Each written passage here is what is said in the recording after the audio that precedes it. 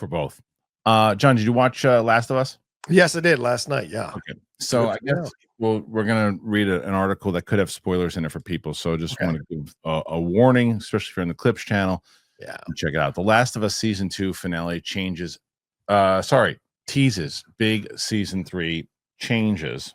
Okay. And so this is, though one brief sequence was new, the second season finale of HBO's The Last of Us maintained its fidelity to the game, and in doing so, teased the massive change to the status quo coming with the upcoming third season.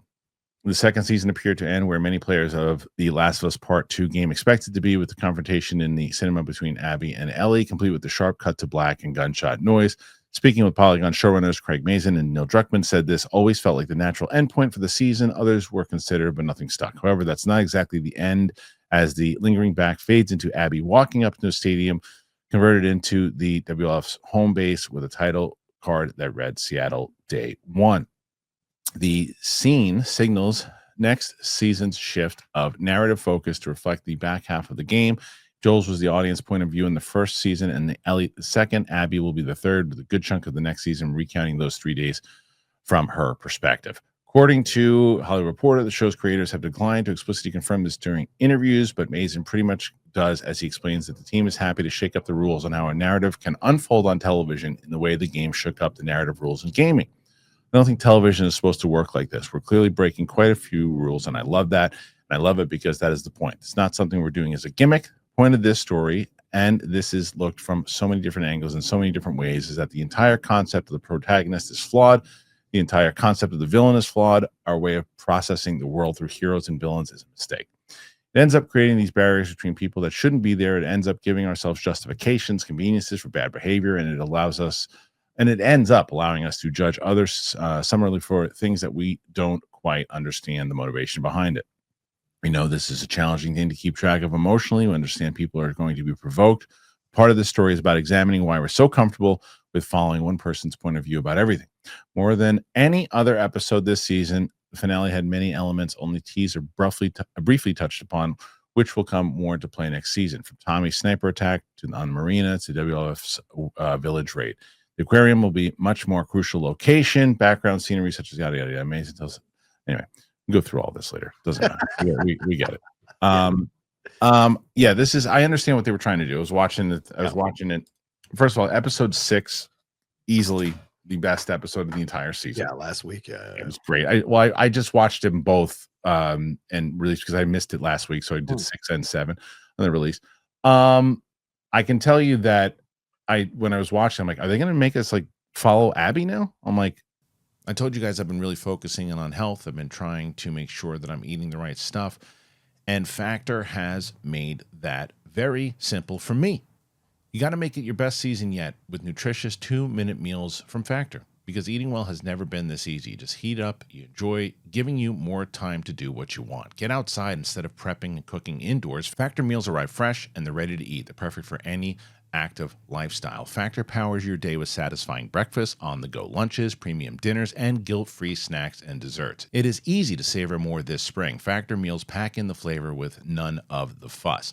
I have been loving what Factor has been providing to me. Like I told you, I have my live show. I go to the gym. I come back. I have something great. They have protein meals. They have a lot of different things. It just goes right to the style that you're looking for, because if you want to get healthy stuff on the go, feeling good, you get Factor. And you can get started at factormeals.com/Christian50off and use that code Christian50off to get 50% off plus free shipping on your first box.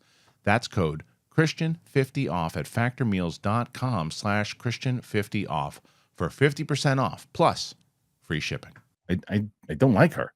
I don't want to follow her because I don't like her. And everyone in the game is like, everyone who played the game is like, yeah, that's the point. You're supposed to know. And like, they have a daunting goal. As they said, they have to make me like this person. I like her as an actress. I think she's great. I mean, it was like, well, but don't you care? Joel did that to her dad. And I'm like, but I don't care because that's not who I was introduced to. I wasn't introduced to her dad. Right. I was introduced to him. I was introduced to her, to Ellie and Joel. Those are the people that I was following. So she's the bad guy to me. I'm not saying they can't do it, but I don't know. Like, this season to me was fine. It was fine. It wasn't very good. and it wasn't terrible, but it was fine. It was a great episode, but I thought there's a lot of the characters made really stupid decisions. Really stupid decisions a lot of times. There's a couple times I'm like, what are you doing, you idiot? Like a few times watching it. So what did you think overall of this season? I thought it was a solid finale. If we could start there, I thought it was a solid finale, not a spectacular or great finale, but most of the time with HBO premiere television, it's the second to last episode, the penultimate episode, as Mark Ellis might say, that is the best episode of the season, right? And so it's no surprise to hear you say that episode 6 was the one you really liked from the entire season. I thought it was a good season, but I agree, it wasn't as good as season 1. And what's interesting now as we go into season 3 is something you brought up, the shift in focus, right? And they knew ahead of time, if we're going to do this, we need to get an actress that has a proven track record of being someone that people enjoy watching. She has that Netflix miniseries that's up on Netflix now. She was the lead in a few series recently. So Caitlin Dever is someone who is growing and growing and getting bigger and bigger. So you move the focus over to her. And of course, people this year, you can't deny that people this year kind of turned on Bella Ramsey a little bit, some of the fandom. Some people weren't happy with her. So in a way, it has kind of inadvertently helped them to make this switch. Season 3 a little bit more easier. I think people would be more upset if it was like they were moving away from Joel, if they had kept him alive, to focus on Caitlin Dever. I think people would be more upset. But the fact that they're moving away a little bit from Ellie to focus on Caitlin is good. But yes, the season overall, enjoyable season, some really good moments within the season, but not as strong as the first season emotionally, writing wise, or direction wise. And so there's lessons to be learned. And I think season 3, they're going to have a much more stronger story to tell. And I think you're going to see the best of their stuff again here in season 3. The shift in characters kind of reminds me of Lost in the way that they did stuff. Oh, yeah. Where they brought in people. Yeah. Others and things like that. You started to follow you got away from Kate and Jack, and you started to follow and Ben and all those people. Ben, yeah. And you learn about their stories, but it took a little bit more time. But I hear your point about also is that they're getting a lot of crap right now with Ellie, and also I think that storyline is growing thin, right? It's like she's coming. It's predictable though. I don't know. I haven't played the game, but it's predictable to me that clearly Ellie doesn't die. Dina probably shot Abby or something along those lines. Something because Dina was nowhere to be found during that whole scene. Right. So I'm like, so something like that is this, but I don't know. I mean, I think they need to try to shift something up because I just think they lost a little bit of juice this season. It wasn't the show. The first, everybody wouldn't shut up about the show when season 1 was going on. Now it's like people are like, kind of tuned out of it or watched it. It was fine. The whole diehards are going to check out, but they need something to get it back. So maybe that's a shift. I don't know. I mean, the Joel decision, I don't think they planned for. I don't think they really understood how much that was going to affect people. Doing it that early in the season. That early. I think that really shattered a lot of people. And although, as you said, episode 6 was a great reminder of how great their chemistry was, it's also a reminder that we won't get it again. And so I think there's a feeling that people might not tune back in, I know. I think even though I thought that 6 was structured so beautifully, how it was written in, like, I almost was like, I kind of wish like episodes 1, 2, and 3 were those years.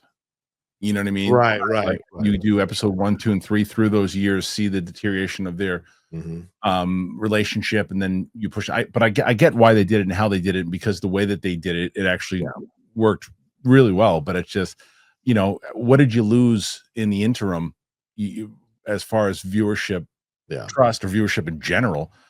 Because there was just some things in there that because I know from the game they really focus more so on Ellie's intent for revenge. Really what it's about. It is in the last episode and a half for her, but then it was just the relationship, which is fine and it's part of it, but just the relationship and the whole thing where it's more about the relationship than it is the revenge. It was her drive to get, and especially after what happens in 6, it should have been the drive more so. So I think they made a mistake of just focusing so heavy. And by the way, Jesse was fucking goner for the second. There's no way. Everything with the way that they're setting up this relationship, he doesn't have a chance. Anyway, all right. Yeah. That's Last of Us. What do you guys think? Put your thoughts in there. Let us know.